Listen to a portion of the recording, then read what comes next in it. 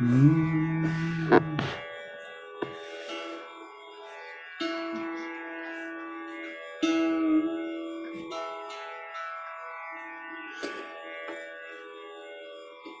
to Gita Discussion with Lakshmi. Thank you so much for being with me this evening.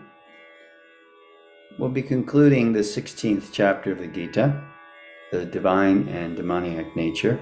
But before we do so, I usually chant mantras in gratitude and respect to our teacher and teachers for illuminating our path with the torchlight of knowledge. These are 6 mantras which pay homage, respect to the general principle of teaching on the spiritual platform, and to my specific teacher, A.C. Bhaktivedanta Swami.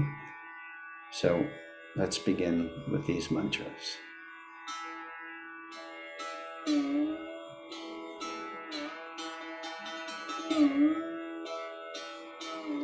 Om Jnana Timirandasya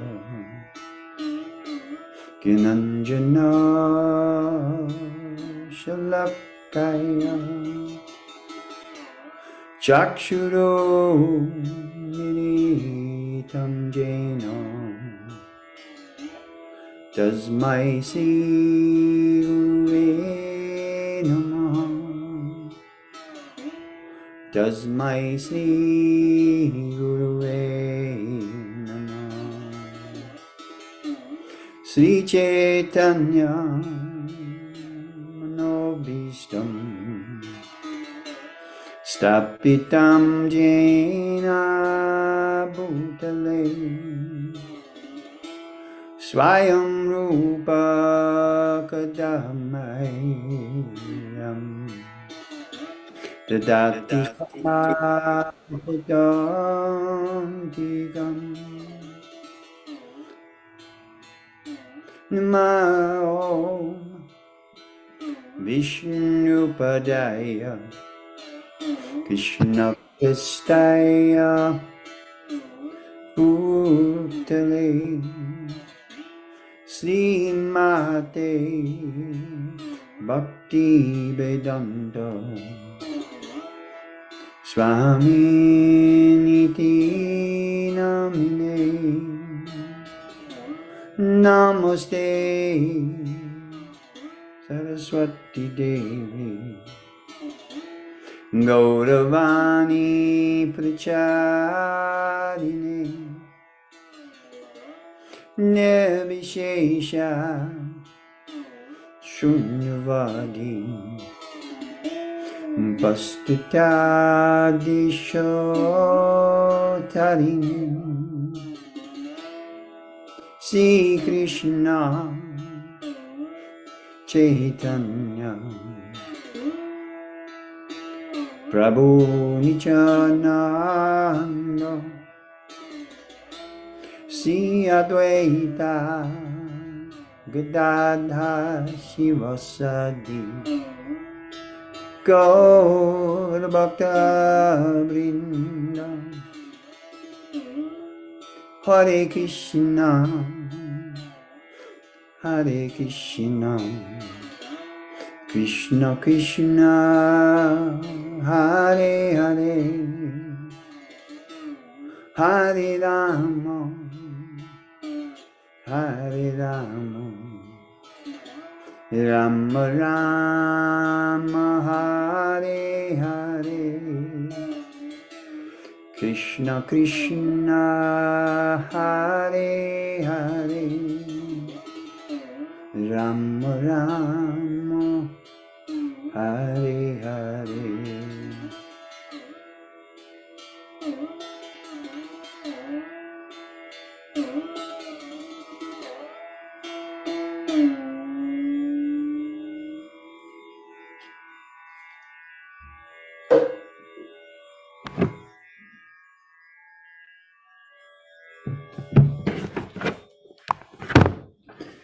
Okay, we'll pick up where we left off in the 16th chapter of the Gita.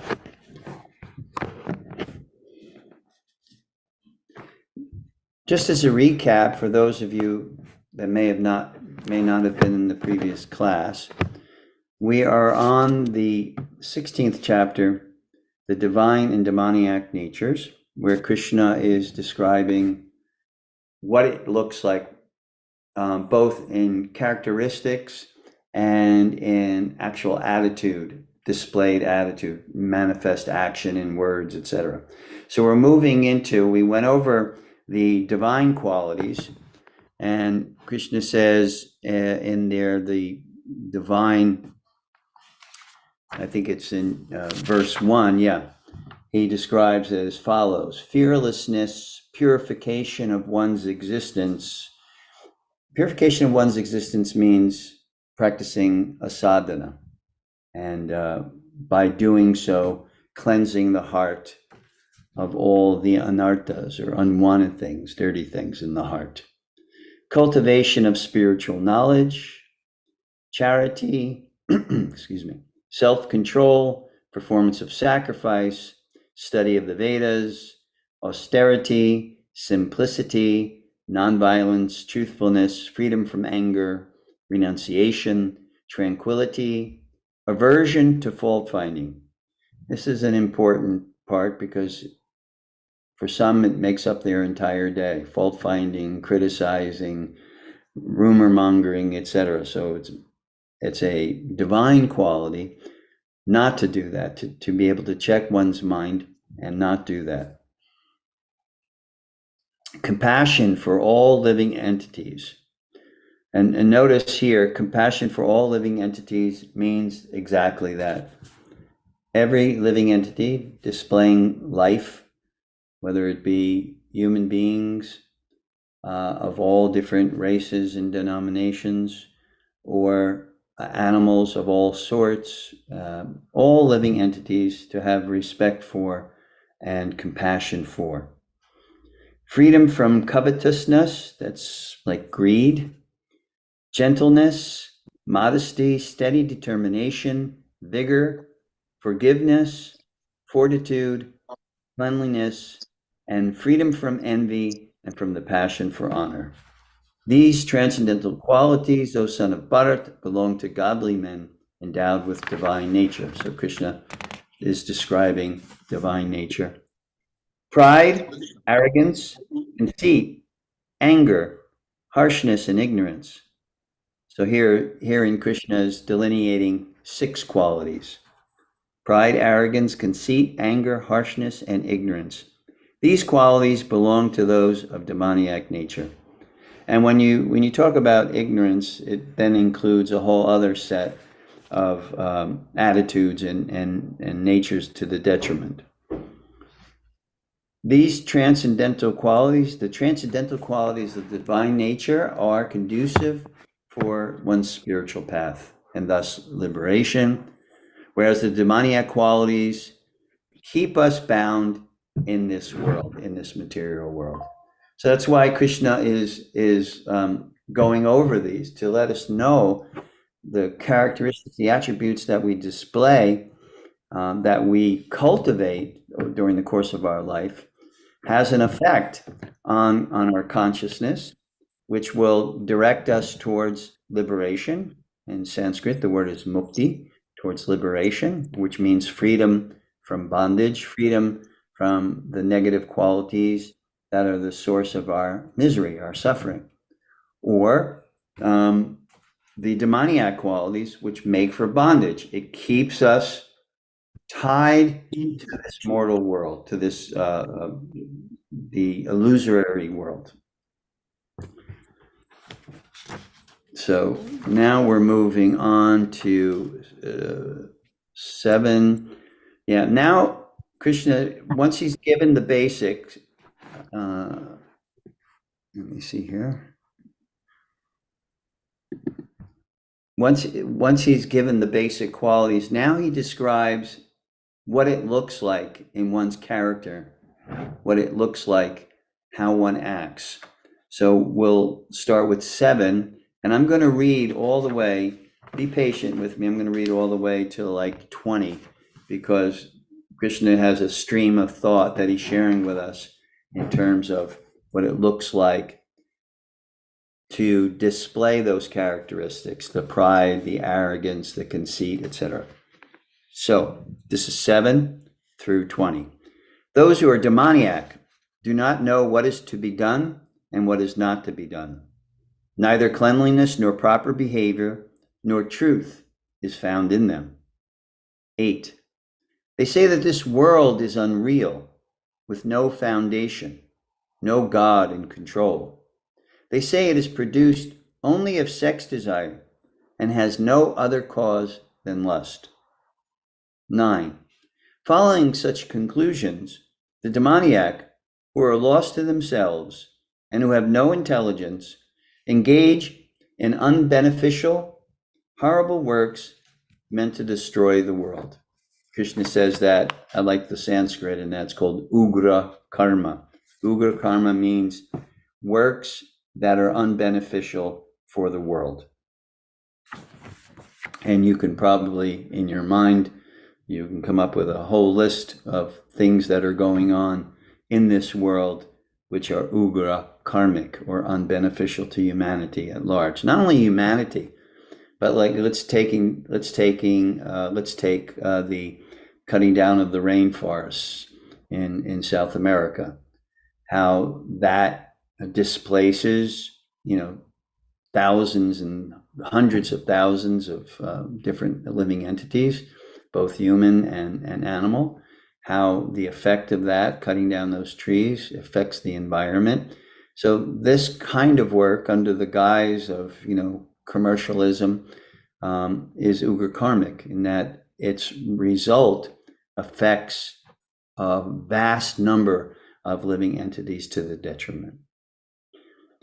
10. Taking shelter of insatiable lust and absorbed in the conceit of pride and false prestige, the demoniac, thus illusioned, are always sworn to unclean work, attracted by the impermanent. So that means that if our consciousness, if we are investing our time and our energy only in the body and that which is in relationship to the body, because we know that the body is temporary, it's impermanent. So any total investment, to some degree we have to invest time, in terms of our cleanliness, what we eat, et cetera. But if there's a total consciousness of only the body, so an investment in that impermanent, this is a symbol of being influenced or illusioned. 11 and 12. They believe that to gratify the senses is the prime necessity of human civilization. Thus, until the end of life, their anxiety is immeasurable, bound by a network of hundreds and thousands of desires, and absorbed in lust and anger. They secure money by illegal means for sense gratification. 13 through 15. The demoniac person thinks, so much wealth do I have today, and I will gain more according to my schemes. So much is mine now, and it will increase in the future, more and more. He is my enemy, and I have killed him, and my other enemies will also be killed. I am the Lord of everything. I am the enjoyer. I am perfect, powerful, and happy. I am the richest man, surrounded by aristocratic relatives. Does this bring to mind any modern day reference in terms of maybe leadership of a country?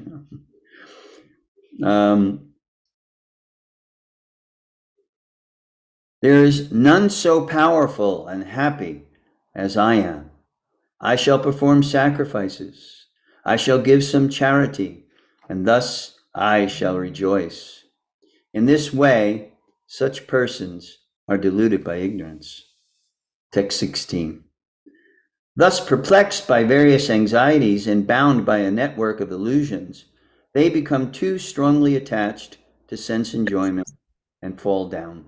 into hellish situation. 17. Self-complacent and always impudent, deluded by wealth and false prestige, they sometimes proudly perform sacrifices in name only, without following any rules or regulations. 18.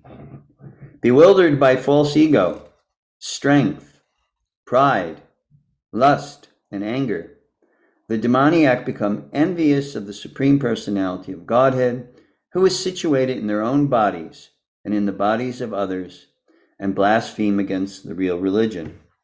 19. Those who are envious and mischievous, who are the lowest among men, I perpetually cast into the ocean of material existence, into various demoniac species of life. And 20.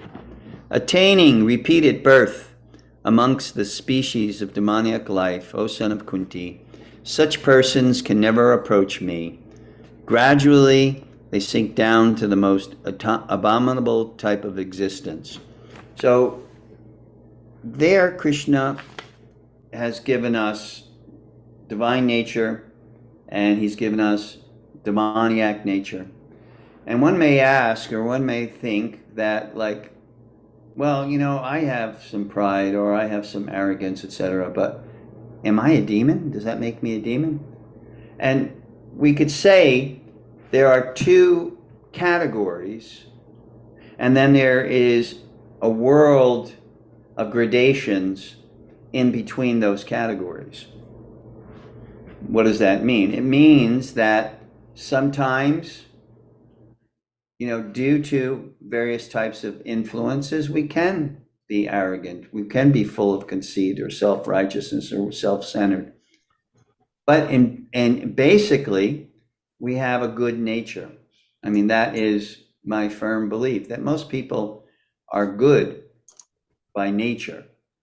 But what happens is they become caught up or influenced by various kinds of circumstances that they find themselves in.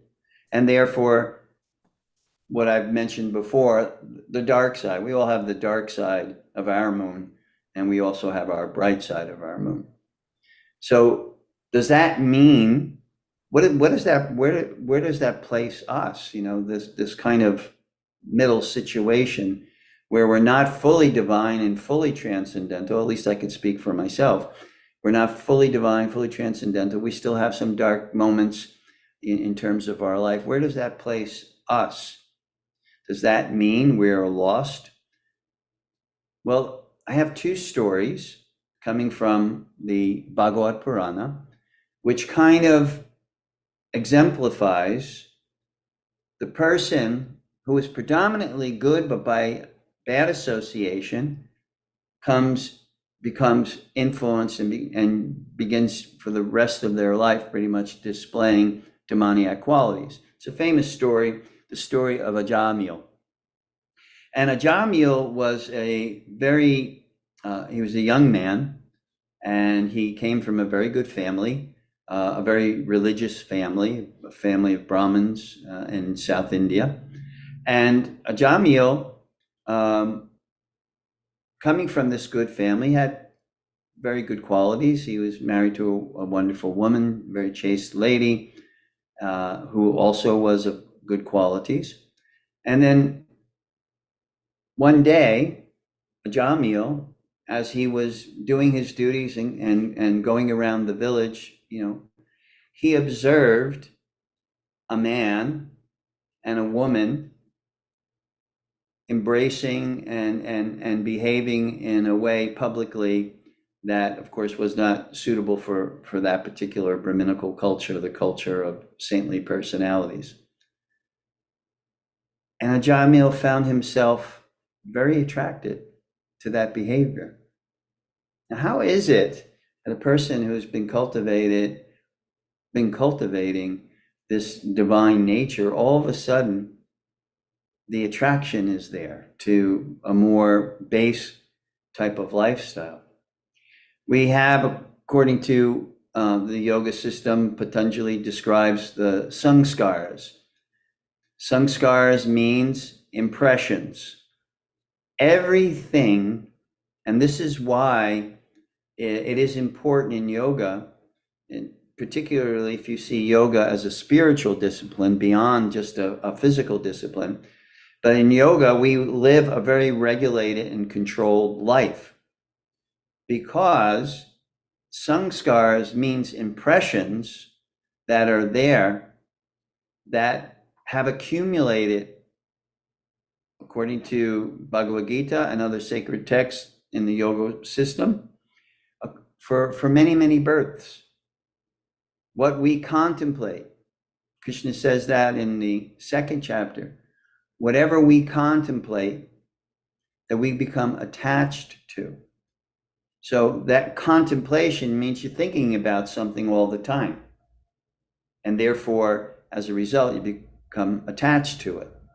So this information that our senses are bringing into our mind create an impression. Now, if you do something over and over again, the impression becomes deeper and deeper and deeper. Henry David Thoreau once said, walking a path once will not beat a path. You have to walk that path many times. You've probably been in a field in the countryside, and you'll see grass growing all around, and then there's a path. In India, you'll see this also. That's because that particular route is traversed many, many times, and it creates a pathway. So Henry David Thoreau says, just by walking once, you don't create the pathway. It has to go many times. So with sanskars, when we do something and contemplate something over and over again, it becomes a deeply embedded impression. And impressions, these sanskars, are what cause our inclination towards things. If a person is inclined to drink, maybe you've experienced it, kids in high school, right? Kids in high school like to drink. And then you see maybe 20, 30 years later, you go to a high school reunion. This actually happened to me. Kids that I grew up with in high school, who are always getting drunk and, always rowdy, etc. I met them 30 years later, and 30 years later, the same thing was going on. They were getting drunk and getting rowdy, the same kind of behavior. So the inclination, and then there was someone like me who realized that kind of life was a dead-end street. And so therefore, it inspired within me to search for what my path was. That is the difference between sanskaras that we have inclinations towards, and then there can be other sanskaras there that can override the negative sanskaras. In other words, if we have interacted in a way in the course of our journey, negatively cultivated bad habits, sanskars, etc., or we've cultivated good habits, etc., then we have these sanskars. When we come in contact with, an activity that arouses those sanskars, then it becomes more than inclination, then it becomes something we act upon, and then something we further develop, and we create an even deeper and deeper impression, but that keeps us on that particular path. And as I said, it could happen negatively or positively, depending. That's why there are what they call sukritis. Sukritis, su means good, kriti means action. So there are different types of sukritis. Sukritis, good action, where you're charitable to people, you do things to help people. And that gives you an inclination, that kind of good mindset, that kind of good intention towards others kind of continues, you continue to cultivate it. So sukriti, so that's good actions. But then there's bhakti sukriti. Bhakti sukriti means you perform bhakti yoga, and that gives you an inclination towards devotion to God. Patanjali in the Yoga Sutras, in the second pada, he describes that Ishvara Pranidan, or devotion to God, is a very important action to cultivate. So this bhakti sukriti, so how do you develop bhakti sukriti, is when you come in contact with people and situations where bhakti is being performed.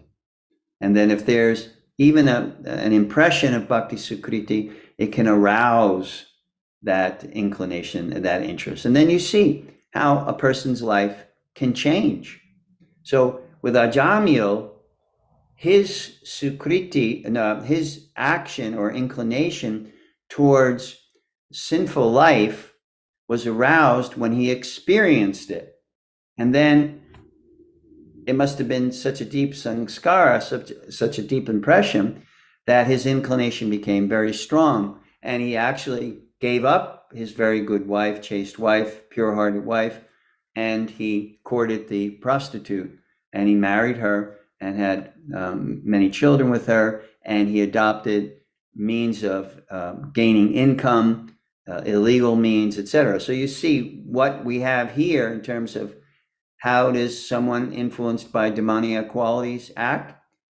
They act just like what Krishna was saying. So with Ajamil, he went from living and cultivating in his lifestyle a divine nature, then by acting on an inclination or a samskara from previous births towards the negative, he got consumed by that. But Ajamil's good fortune was there was some bhakti sukriti there.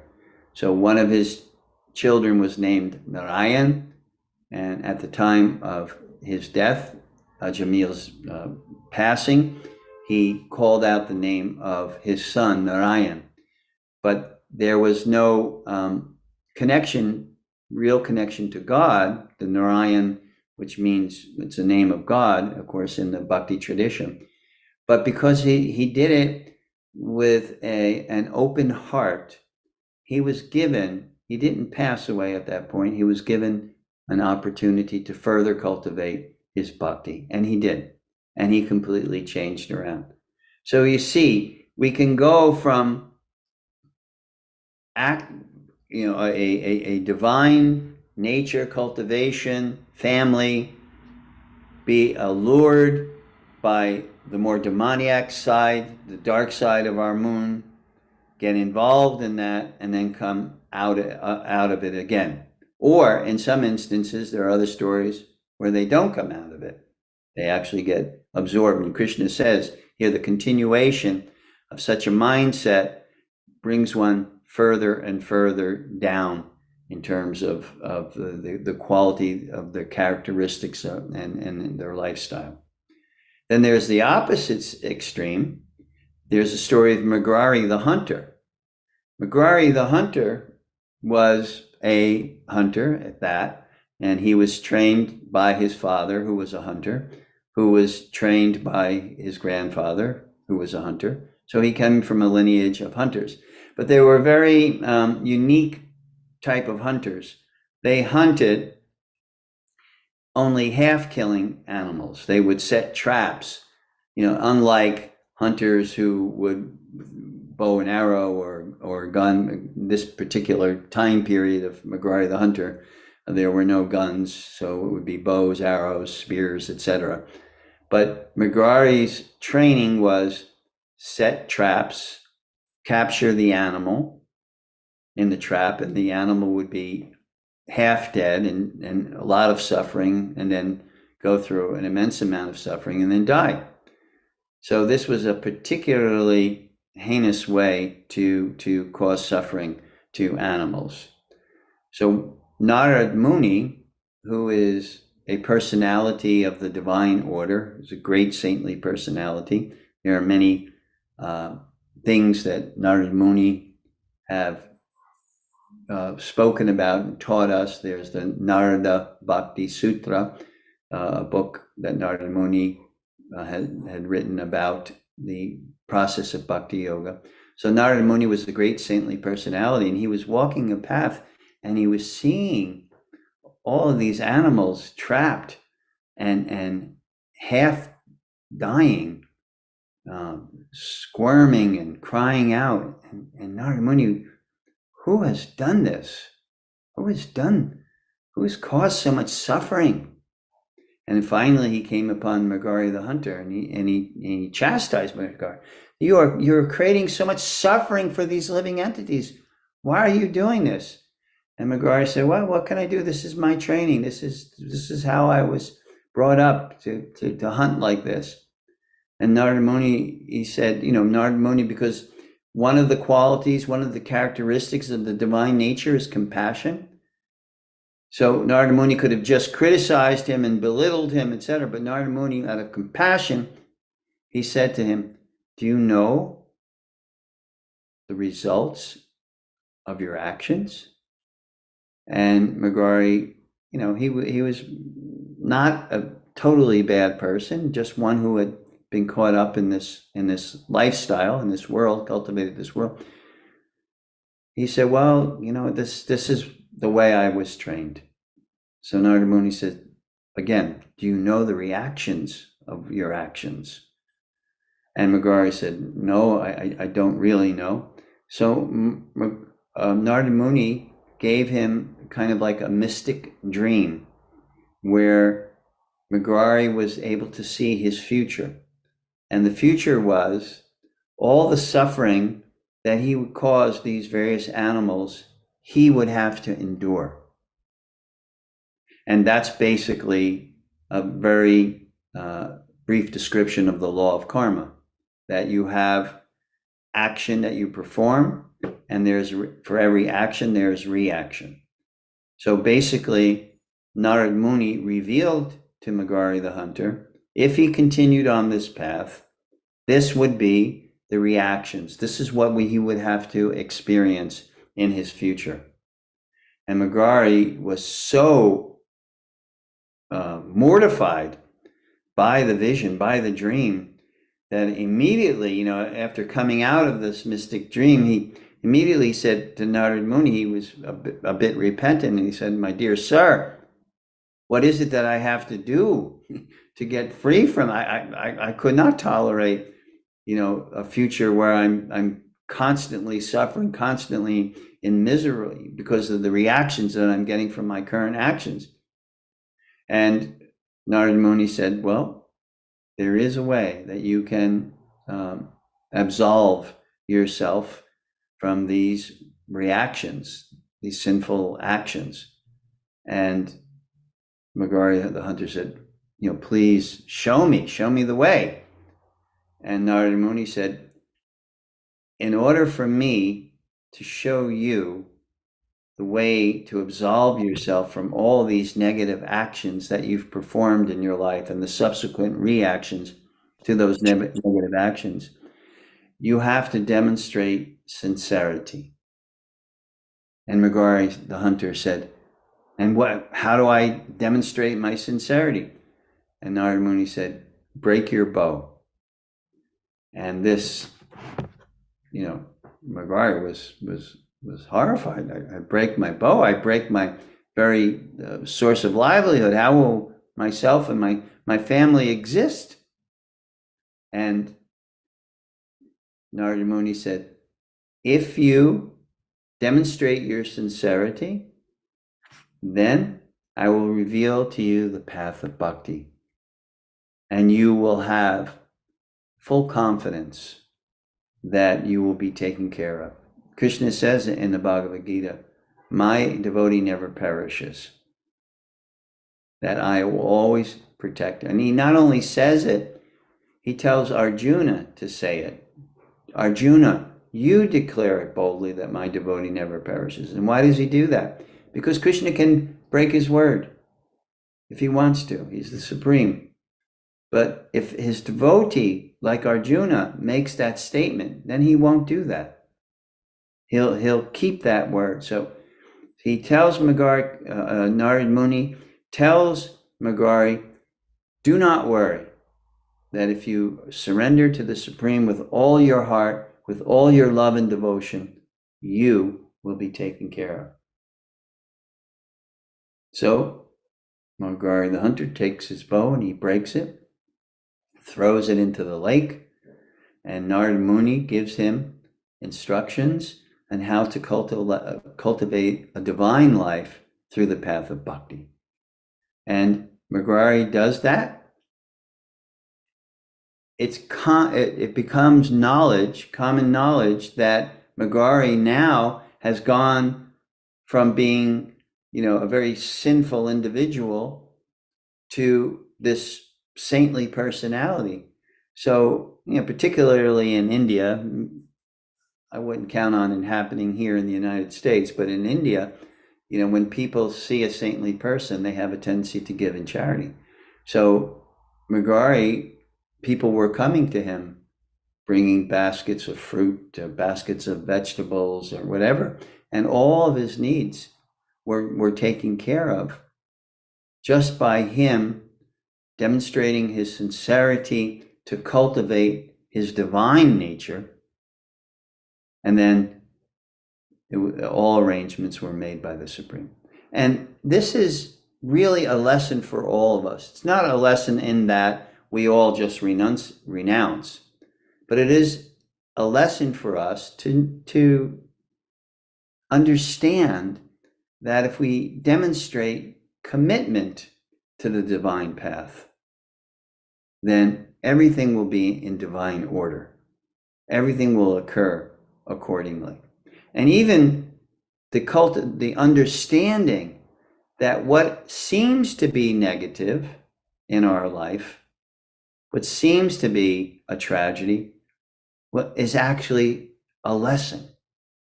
One who cultivates the divine perspective does not see things as being done to me, but things are done by the Supreme for me, for my benefit. So this is a big step to take, to have that kind of faith, or that kind of commitment. But it comes in gradations. It's not like all of a sudden, you're Magari, you throw away your screwdriver, or your hammer, or whatever instrument you use and to gain your work. But you make a beginning commitment and judge by the results. The whole process of bhakti yoga is a process that is hypothesis, experiment, and result. The hypothesis is, if you're able to cultivate the divine perspective through the process of bhakti yoga, chanting, seeking out association of saintly personalities, studying swadhyaya, studying of sacred texts, going to places that are considered holy places because they contain a shakti, a bhakti shakti that is very enlivening, and performing a sadhana, with daily rituals which help you to remember your relationship with the Supreme. If one cultivates a lifestyle like that, at least can commit to a sadhana, a regular practice, then the hypothesis is your life will become sublime. Prabhupada had a little book, very nice little book called Chant and Be Happy. So when Prabhupada used to tell us, just chant and be happy. So that even you're doing your duty, your work, whatever it is, you follow this path, you follow the path of the bhakti path, and you gain faith and enter into commitment on this path. And everything, clarity develops. How does clarity develop? Because we've spoken about the gunas before, previously in the 14th chapter. That's the modes of material nature. And that's the influence that the material energy has on the psychophysical being of each individual. So when we're primarily influenced by ignorance and passion, by virtue of the type of lifestyle we lead, where we're cultivating, then it keeps us in the mindset of the demoniac, the falsely proud and all the characteristics that Krishna is describing here in the 16th chapter.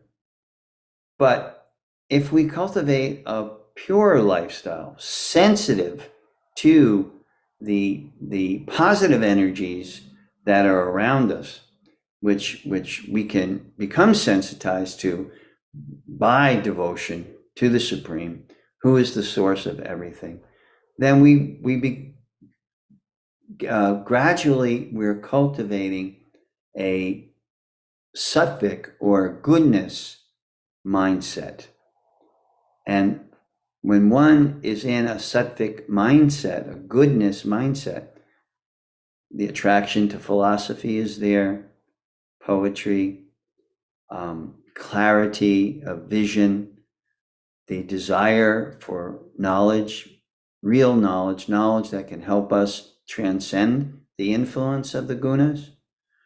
All of these things become more prominent in one's character, more prominent as far as what you want and how you want to live in terms of a lifestyle. We begin to see in a compassionate way. And when we do, we have a desire to help all living entities, not to cause any suffering to any living entity. And we see in the story I just told with Magari the hunter, he went from half killing animals as a hunter to not even wanting to step on an ant that was crossing his path, knowing that ant has a soul, and he did not want to cause any suffering to that soul. So we see Magari's progression. And as I said, most of us are not on that level. Most of us have, good intentions in terms of life, charitably disposed, kind. You try to be kind to the best of your ability. All the different qualities that Krishna had described in verses 1 through 3 in this particular chapter. So this will become more and more of a prominent feature in our lives as we cultivate a sadhana that will bring us this purity of heart and clarity of perspective. So let's finish the chapter here so that we can have any discussion if we like. So I read 20. Yeah. So there's only 4 more left in this verse, and then I'll speak a little bit and then open it up. Anyone who has any questions or comments. Number 21. There are 3 gates leading to this hell. Lust, and what Krishna means hell, it doesn't necessarily just mean a hell. Like in Christianity, you're cast to hell. It means also hellish existence, lots of suffering. I was in Home Depot today, and I was buying something. We were renovating our bathroom. I was buying something, and the lady there that was helping me, I looked at the cases of tile, and I said, "Boy, these are heavy." I said, I have to be really careful. I don't want to hurt my back. And so she said, "Yeah, I'm not going to pick them up either because I'm hurting all over." I'm suffering all over. She was younger than me. She must have been a good 20 years younger than me. So, we sometimes we have a living hell, and it can be financially, it could be in relationship, it could be health-wise, etc. So these are three gates leading to this hell: lust, anger, and greed. Every sane man should give these up, for they lead to the degradation of the soul. 22. The man who has escaped these three gates of hell, O son of Kunti, performs acts conducive to self-realization and thus gradually attains the supreme destination. As I said, gradually through cultivation, through sadhana, through practice. Patanjali describes in the Yoga Sutras the definition of sadhana. It means something that you do repeatedly, again and again, over a long period of time. So we cultivate this sadhana, and gradually it leads us to the supreme destination. 23. He who discards scriptural injunction and acts according to his own whims attains neither perfection, nor happiness, nor the supreme destination. And 24, this is the last verse. One should therefore understand what is duty and what is not duty by the regulation of the scriptures. Knowing such rules and regulations, one should act so that he may gradually be elevated. So the gradual elevation of the soul is a direct result of taking control of your life, making the commitment to control the mind and the senses. After all, this is really what yoga practice is about. Yoga practice is the actual effort to control the mind, to control the senses. That's why Patanjali defines yoga in that way. Yogas chitta vritti nirodha. Nirodha means to attain calmness or peace of mind. In order to do that, there has to be an element of control. William James says we have the ability to choose our thoughts. So the cultivation or the practice of doing that, it's not that negative thoughts are not going to come into our mind. That's always going to be there. We are surrounded. We are surrounded not only by things which cause us to act in a demoniac way, but actually by a philosophy which encourages us to do so. Greed is good. Wasn't that a famous saying from one, I think the movie was in Wall Street? Greed is good. So being encouraged to be the lustiest that you can be, the greediest that you can be, and anger, you can demonstrate your anger, against others, retribution, revenge, all of these things.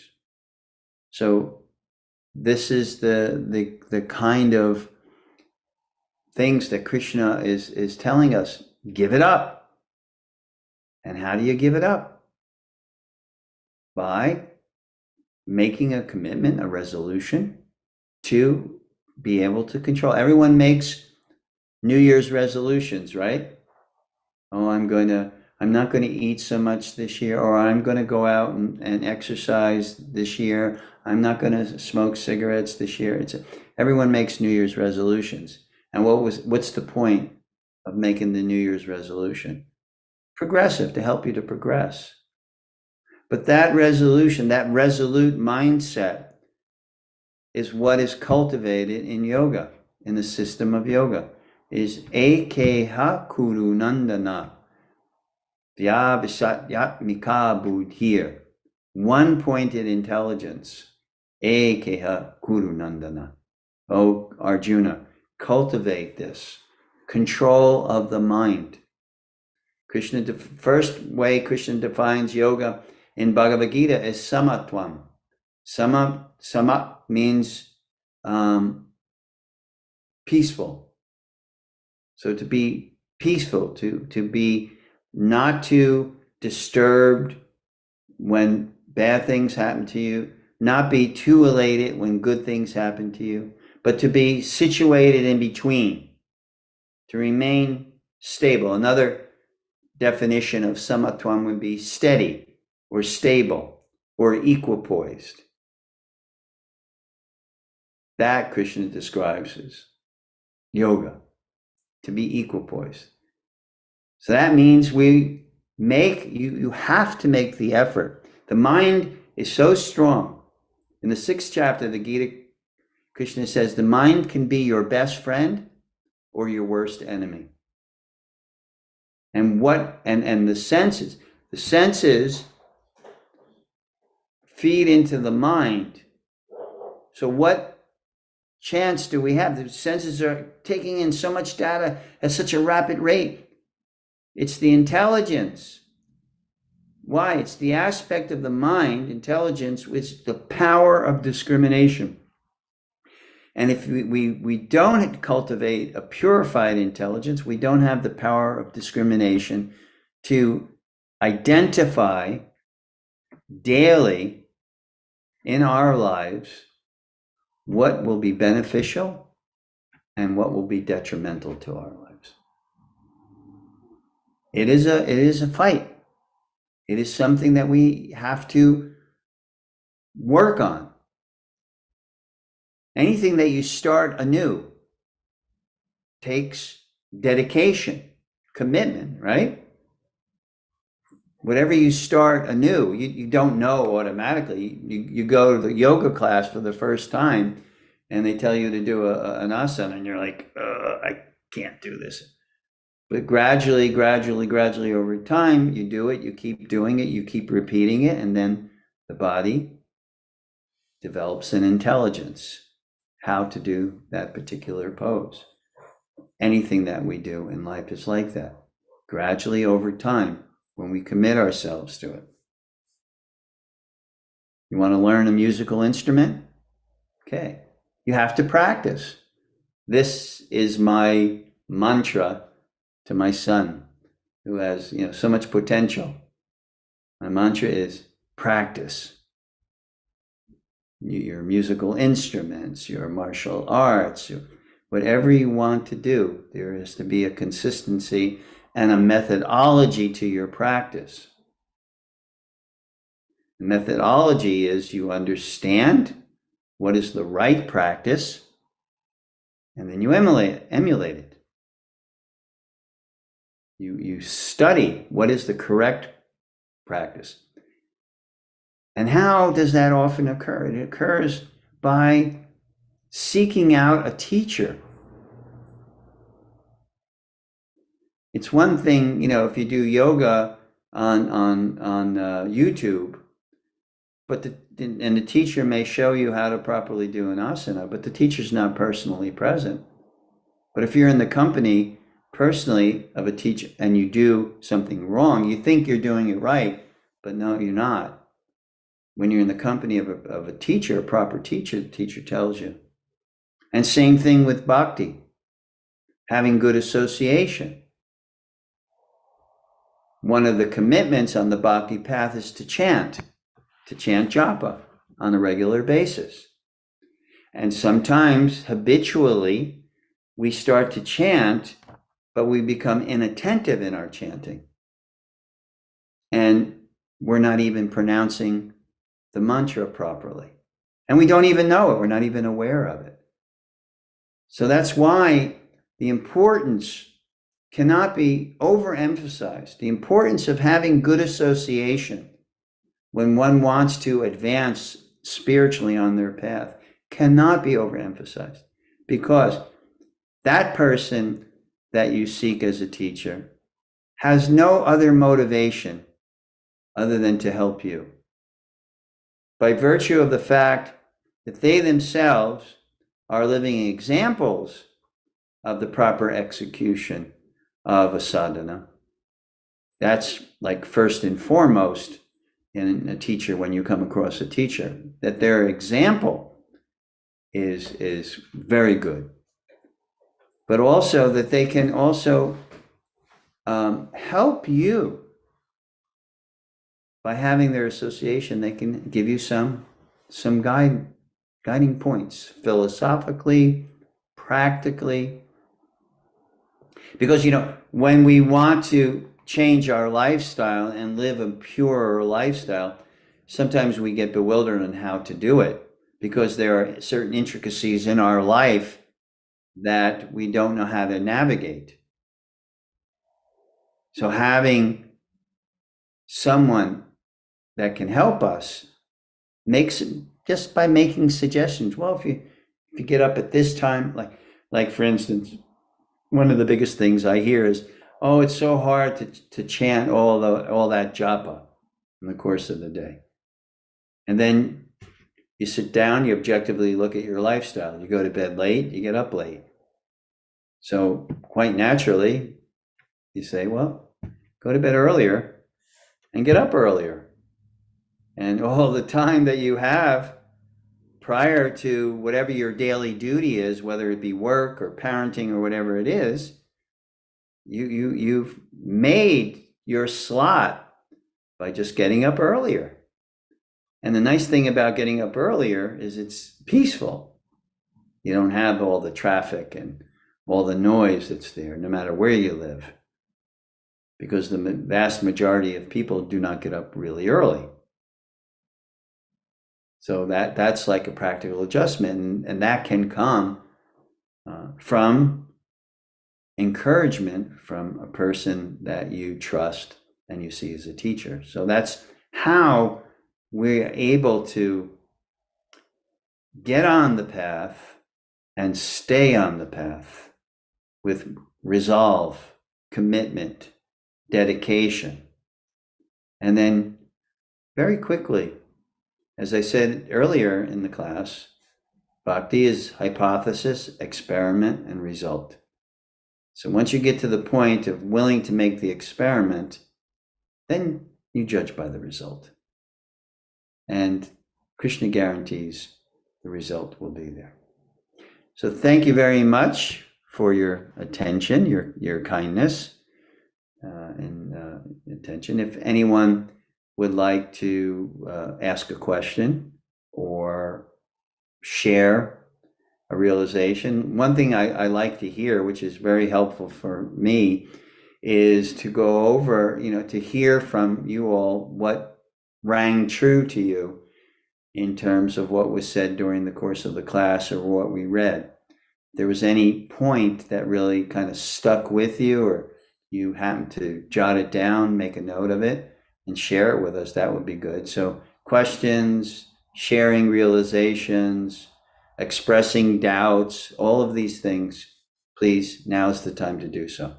So anyone would like to say anything regarding what we spoke about in the 16th chapter? We'll be moving on to the 17th chapter next Wednesday, which is chapter 17 and described as the divisions of faith. So we'll start a whole new chapter next week. Thank you so much. You're welcome, Shenya. Any bells go off in terms of something that was said? Anything that struck you in terms of your life and your need in progressing on your path? Yes, I'm trying to progress. If it's really hard in some points, but I'm trying to. Yes, but I think you're making a good effort because you're taking advantage, and that's the wonderful thing about this area. There's lots of opportunities, to associate with spiritually advanced people, and that gives you, that gives you some encouragement. Yes, I'm so blessed that I'm around you guys and around you, and I don't know what to say. I'm just enjoying be around you and learn and try to be better because it's big work. I understand. It is. It's big work, but it's well worth it. Anything good requires a good effort. Anything that comes to you requires effort. So yeah, so Yeah. thank I'm you. so appreciated. I'm so appreciated. Thank you. Thank you for coming to class tonight. Anyone else? Sid, how about you? Anything that rang a bell this evening? Oh yeah, I mean, of course, you know, the concept of being a top-notch devotee versus like the lowly demonic person. It's there's a certain neutrality. If there's it's not either or is it? Well, like I said, most people are in that neutral state, Mm-hmm. but if you want to seriously progress in anything, there has to be commitment. Yeah, for sure. And just like with you, when we first met, we met at the kirtan, the Thursday night kirtan, and we developed a friendship, and then you developed an ever increasing interest in what is bhakti, and the end result was each week you seem to add something more onto your plate. Guys like us, we're running out of time. So we don't have the luxury, of being young. But even that's an illusion. Mm-hmm. That's an illusion. But in any case, I've seen personally with you how you try and you continue to try, and the end result is rapid advancement and Yeah. increased desire to practice bhakti. Mm-hmm. And I hope there's a subsequent peace and happiness that comes as a result of that. Oh, I mean, my life has changed. True. That's good. Very good. Good to hear. Anything, Karen, anything that you could take away from the class? Just happy to be part of being in the Gita again. I've, studied it quite a lot over the years and kind of let it sit by the side of my bed for a little bit too long. And yeah, I have been doing the sutras, though. I've been practicing the sutras. So, but I'm really happy that I came in, and this was a great chapter to come into. Yeah. Yeah. And And one thing about each chapter, it's all tied into the previous, what was previously spoken. So anyone that comes in at this point, the analogy I've often heard used is that sugar cane. Anywhere you bite at the beginning of sugar cane, in the middle of sugar cane, or at the end of the sugar cane, it's all sweet. right. So with Gita, it's also tied in philosophically that even coming in at this point, you gain a lot. Krishna's always throwing things at us to make us think about the purpose of life, our point of life. So, and we're happy to have you aboard and Thank you. studying Gita with us. I'm very happy to be here, and I'm very happy to have found that you're doing this teaching. I appreciate it. Namaste. Namaste. Anything stick by you, Madan?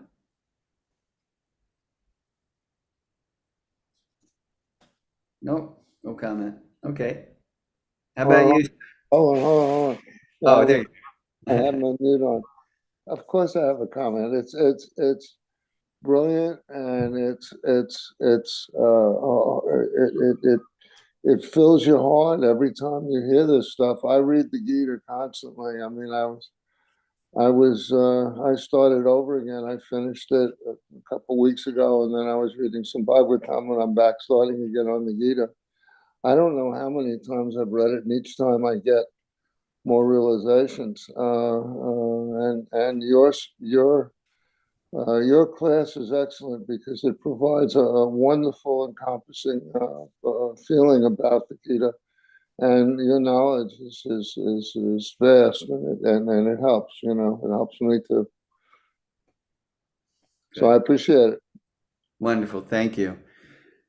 Thank you all so much. I try to keep it from 7 to 8. I know you're all busy, and so thank you all for attending. Bharat, Seth, Karen, Madan, Sid, Gokula, Senya, Jai Krishna was on earlier. So thank you all for your association this evening. And till next week.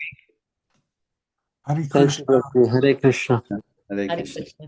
Have a happy, healthy, and holy week.